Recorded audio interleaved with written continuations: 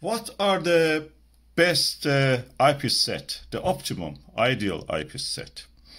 And here we are not talking about the price, cost, or anything like that. I'm just basing this video on my own experience. As you know, I have hundreds of eyepieces. Probably I have the largest eyepiece collection in the UK, if not in Europe. And I have spent a lot of money on that, and I use and enjoy all of them. But my experience, I'm going to boil it down in a short video, hopefully, that help the others to decide if they have a telescope and they want to use it without spending too much money, get the best value for money, get the best views possible. And I have came to the conclusion for having the best optimum eyepiece set, you only need 3 eyepieces. And I will explain why I'm saying this. For any view of any celestial object or finding it, as you know, if you have used a telescope, finding it is most difficult. And for that purpose, you need an eyepiece to be used as a finder eyepiece.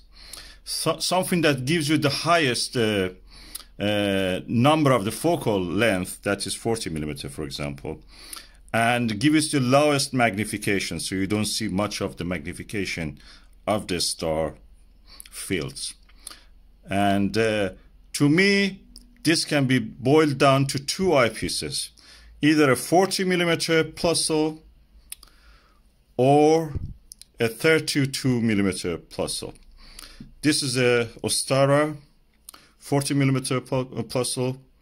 This eyepiece is legendary, very similar to the Atmos Scientific RK 28 millimeter, but better than that. I'm using this all the time. This is one of my best eyepieces. As you can see, when you look through this eyepiece, you don't see much of the eyepiece rim. And it's rare with any eyepiece to have such a thing. This is giving you the eyepiece spacewalk experience. And you can buy it. I bought this probably £15 after the COVID, due to the supply chain problems. They come from China. You can buy it yet, well, maybe it have increased £20, £25. Dollar-wise, probably $30. The worth, I'm telling you, this worth probably 5 times the value that I mentioned. So if one day you see this $150, that is the time that you say that, okay, this is now expensive. Anything lower than that, this is worth it. And if you don't have even this one, a 32 millimeter or a 25 millimeter, that can serve you as a finder eyepiece or wide field eyepiece. This is good for observing Andromeda galaxy, Pleiades, you know, finding the extended star fields, like, for example, the things like the North American Nebula, depending, of course, on your telescope aperture size. If you come one step lower than that in the focal length, you come with something like 24, 25. But here it is important that you have the lowest number of the elements.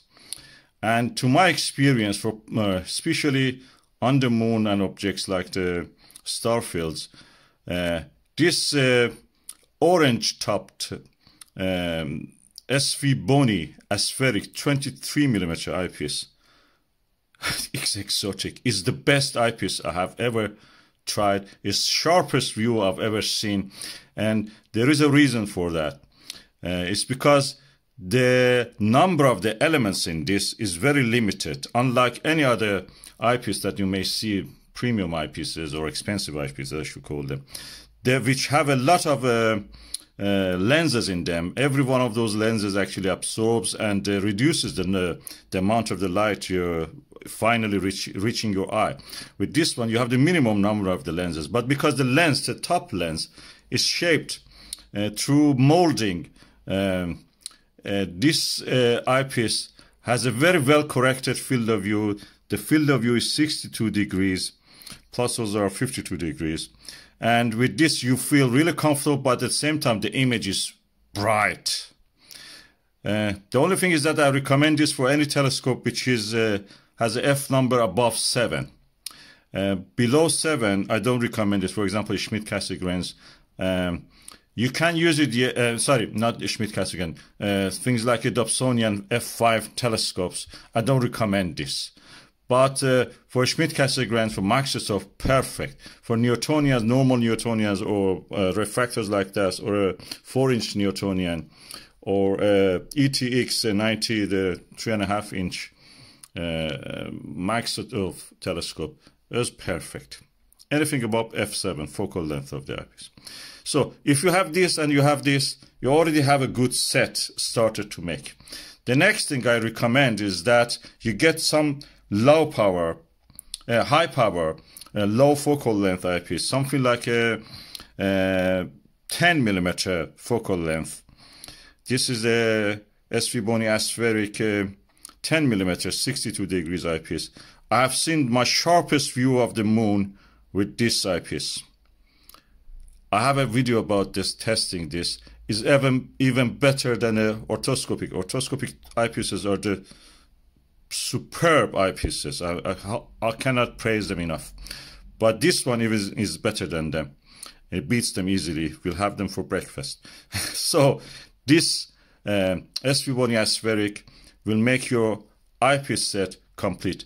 You can go for anything like the 6 millimeter eyepiece, or something like 7 millimeter eyepiece, but practically when you have this 10 millimeter eyepiece, you don't need more than this. So if you have any of these 3 eyepieces, one finder eyepiece, one medium range 23 millimeter eyepiece, and one high power eyepiece, in most weather condition, atmospheric conditions, these are enough for you. So your set is complete. But in the case if you wanted to, go beyond, the weather was really exceptionally good, that you wanted to go beyond that and see more details, you can use a Barlow. Any Barlow will do this. This is a Celestron one. This is not especially expensive or anything. It will be enough for all the things that you need. There are generic ones also. And funny enough, you can buy all of this directly from China. And it's very easy, directly from China, either through the AliExpress or through eBay. And they come to you very quick. I bought most of this directly from China. And they make now very good eyepieces, I'm telling you.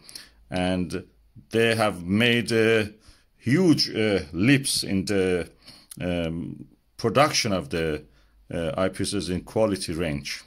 So with this 3 range, you perfectly have a set of eyepieces that is suitable for anything. Low magnification, medium, and high magnification. Higher focal length, medium, and lower focal length. That makes you, for your eyepieces, for the 1.25 inch eyepiece holder, which most of the introductory telescopes have that. If you have even a bigger telescope, you can just use an adapter like the one that we have on here and just adjust it for that. Something like this, which, as you can see here, we have a, let me just tighten this, and it easily can accept this size of eyepiece. And you are ready to go. And these ones also go. And if you want to put a Barlow, you do it like that. You put your eyepiece here, the screw opens, and then goes on this. You have now, instead of a 10 magnification, because this doubles your magnification, this is a 2 times Barlow, you will have 5 millimeter eyepiece as if. And it gives you the best view that you can possibly achieve within your climate.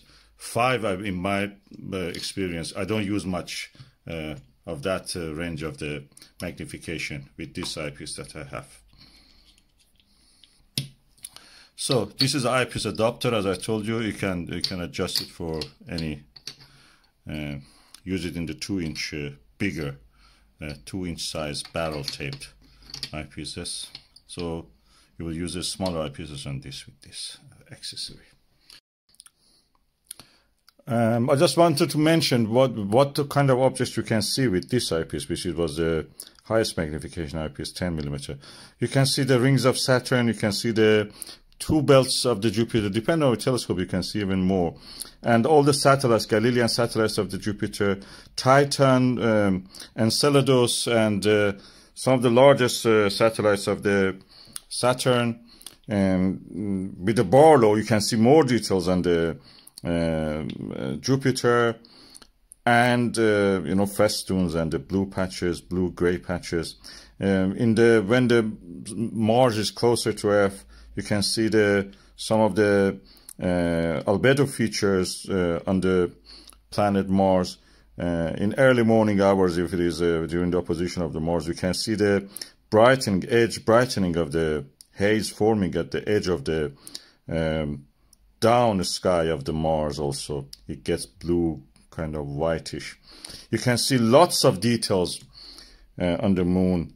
Many domes, many craters, volcanic domes, many rills, the little valleys and lava tubes. Endless possibilities to observe. So this is for the 1.25, and you can't stop to watch this video if you have reached what you want. But I can tell you that if you want really high planetary eyepieces, I would give you a guide on that in a separate video.